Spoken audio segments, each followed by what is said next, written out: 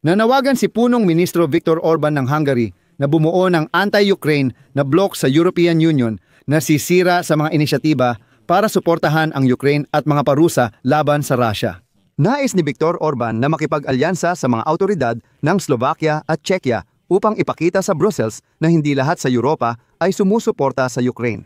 Alam nyo, hindi pa ipinakita ni Orban ng ganito kalinaw kung kanino talaga siya nagtatrabaho at kung sino ang tunay niyang amo. Bilang argumento, sinabi ni Orban na labis siyang natatakot sa digmaan laban sa Russia. Ayon sa kanya, ang pagkumpiska ng mga nakapirming ari-arian ng Russia pabor sa Ukraine ay maaaring magdulot ng hidwaan sa pagitan ng Russia at Europa o maging ng malaking digmaan sa pagitan ng Europa at Russia. Sabi niya, hindi papayag si Putin na kumpiskahin ang ari-arian niya at siguradong aatake siya. Umiikot si Orban sa Brussels, nananawagan na isulong ang agenda ng Russia. Sa parehong panahon, sinabi ni Viktor Orban na ang kasunduang pangkapayapaan sa pagitan ng Ukraine at Russia ay dapat lagdaan mismo sa Budapest. Parang may pangungutya na parang pinapahiwatig na may isang memorandum na ring dating pinirmahan sa Budapest. Kasabay nito, humihingi si Viktor Orban ng pabor kay Trump matapos parusahan ng United States ang malalaking kumpanya ng langis ng Russia na maaaring huminto ang pagdaloy ng langis ng Russia sa Hungary. Ako si Alexi Pichi, tara pag-usapan natin ito. Pero bago natin simulan ang episode na ito, hinihiling ko sa inyo na mag-subscribe sa YouTube channel na ito, mag-like at mag-iwan ng komento sa episode na ito. Malaking tulong ito para mapalaganap ang video sa YouTube. Mag-subscribe din kayo sa aking Telegram channel na Pichi News. Ang link ay nasa description ng video na ito. Doon namin agad inilalathala ang mga balita kapag may bagong impormasyon. Kung nais nyo suportahan ang channel sa YouTube, pwede kayong magbigay ng donasyon, maging sponsor o mag-subscribe. Lahat ng ito ay maaari ninyong gawin sa pamamagitan ng mga link at detalye na nasa description ng video na ito, nakasulat doon. Suportahan ang channel ni Alexi Pichi. Piliin ang pinakakomportable para sa inyo. Salamat sa suporta. Si Viktor Orban, punong ministro ng Hungary, ay naghayag na gusto ng Budapest makipagsanib puwersa sa Czechia at Slovakia para bumuo ng di-formal na anti-Ukrainian na alyansa sa European Union. Sa totoo lang, unang nagbanggit ng anti-Ukrainian na ideya ay ang political director at punong ministro ng Hungary na si Balázs Orban. Pareho rin ang apelyido. Ayon sa kanya, nais ni punong ministro Viktor Orban na i-coordinate ang mga aksyon kasama si politikong Czech Andrej Babiš na ang partidong ANO ay nanalo sa halalan at punong ministro ng Slovakia na si Robert Fico. Ang ideya ay magkaisa ng mga posisyon bago ang mga summit ng European Union at magsagawa ng mga paunang pagpupulong ng mga lider na ang tanging layunin ay isang tanong lang. Paano hadlangan ang suporta sa Ukraine at ang mga parusa laban sa Russia? Ibig sabihin, hindi na talaga itinatago ni Orban na ginagawa lang nila ang agenda ng Kremlin. Bagamat plano pa lang ang pampulitikang alyansa, napapansin ng mga analista na maaari nitong pahirapan ang magkasanib na pagsisikap ng European Union sa militar at pinansyal na suporta sa Ukraine. At itong si Balázs Orban, ang political director ni Viktor Orban, ay kinumpirma na ang ganitong format ay napag-uusapan na. Narito ang kanyang sinabi. Sa tingin ko, mangyayari ito at magiging mas at mas kapansin-pansin. Ipinaalala rin niya ang karanasan ng Visegrad Group. Paalala, ang Visegrad Group ay binubuo ng Hungary, Czechia, Slovakia at Poland. At ang Visegrad Group noon ay kumikilos bilang isang nagkakaisang prente laban sa migratoryong pulisya ng Brussels.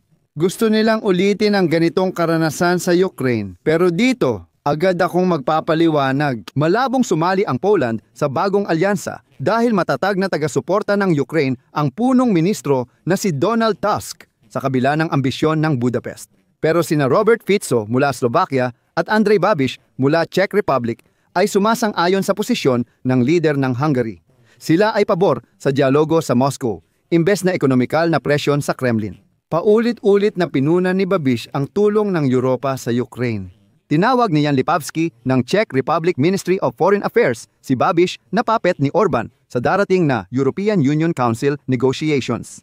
Gayunpaman, wala pang formal na alyansa na pinag-uusapan, hindi pa pumirma si Fico ng anumang kasunduan kay Orban. At saka, hindi pa nga nabubuo ni Babiš ang pamahalaan na maaaring sumali sa ganitong uri ng inisyatiba. Malabong payagan ni Pangulong Peter Pavel ng Czech Republic ang ganito, pero hindi pa rin tumitigil si Orban. At dito, ipapaalala ko lang ng kaunti ang kronolohiya. Noong ika-10 ng Oktubre muling nagbigay ng mapanulsol na pahayag ang punong ministro ng Hungary, inakusahan ang Ukrainian intelligence na minamanmanan ang mga mamamayang Hungarian at sumusuot sa oposisyong partidong TISA na tinawag niyang maka-Ukrainian.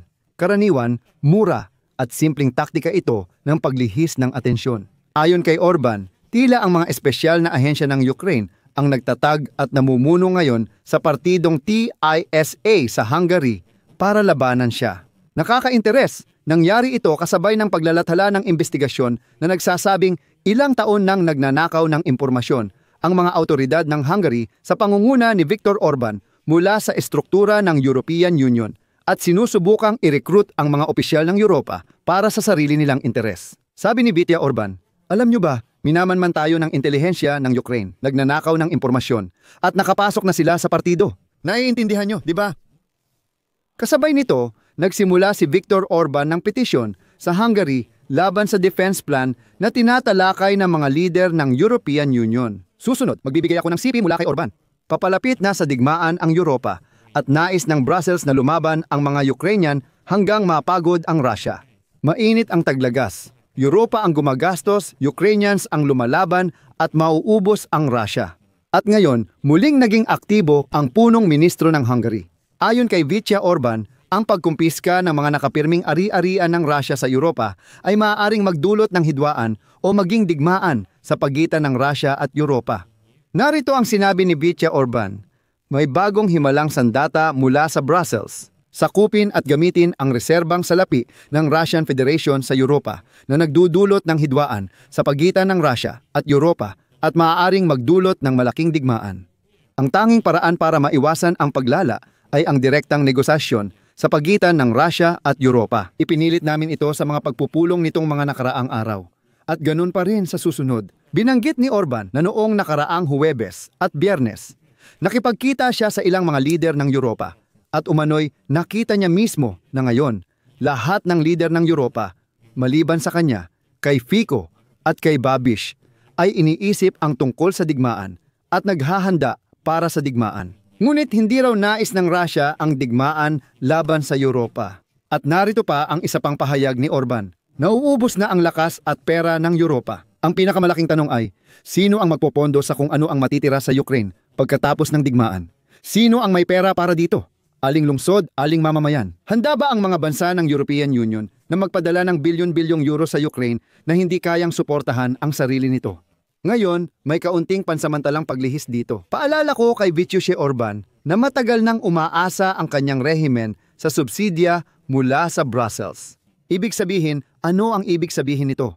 Ibig sabihin, ang rehimen ni Viktor Orban ay hindi kayang tustusan ang sarili nito. Paano nangyari yon? Bakit ganun na lang ang mga pag-atake nila sa Ukraine?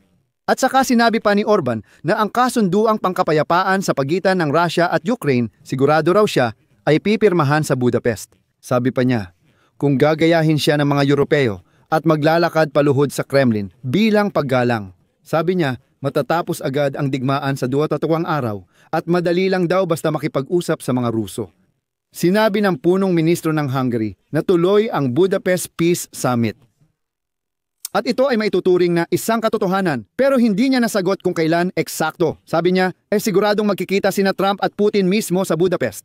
Sa isang panayam sa Vatican, naalala ni Orban ang Peace Summit sa Sharm el-Sheikh tungkol sa Gaza Strip. Sipi, matagal nang nag-usap ang mga sangkot, kabilang ang mga Amerikano. At noong Sabado, sinabi nilang sa Lunes, magaganap ang pirmahan. Ganito dapat tingnan. Sa loob ng 2-3 araw, pwedeng maitatag ang kapayapaan at mapirmahan ang kasunduan. At naaalala ko, sa opinyon ni Viktor Orban, ang kapayapaan sa pagitan ng Russia at Ukraine ay maaari lamang makamit sa tulong ng mga panlabas na puwersa. Ayon sa kanya, kailangang makipagkasundo sa mga Ruso para sa kapayapaan. At ang gagawa nito ay Estados Unidos o Europa. Sipi, ngunit ayaw ng Europa na makipag-usap sa Russia na isang napakalaking pagkakamali. Ang mga Amerikano ang nakikipag-usap at magpapasya sa kinabukasan ng Ukraine at seguridad ng Europa sa kasunduan sa mga Ruso. At tayo mga Europeo, umaasta na parang gusto nating ito. At tayo ay magpapalakpakan. At ayon sa paniniwala ng punong ministro ng Hungary, dapat sanang direktang makipag-ugnayan ang mga lider ng Europa sa Russia. Simulan ang negosasyon at makamit ang kasunduang Ruso-Europeo tungkol sa sistemang pangseguridad ng Europa, pati na rin sa kinabukasan ng Ukraine. Gaya ng lagi kong sinasabi, agnostiko ako pero salamat sa Diyos at kakaunti lang tulad ni Vityusha Orban sa Europa. Dito ako maglalagay ng tuldok-tuldok. Isulat nyo ang inyong opinyon at mga konklusyon sa mga komento sa ilalim ng episode na ito. Mag-subscribe kayo sa channel, pindutin ang kampanilya at huwag kalimutang mag-like. Yan lang po. Ingat po kayo. Paalam sa lahat.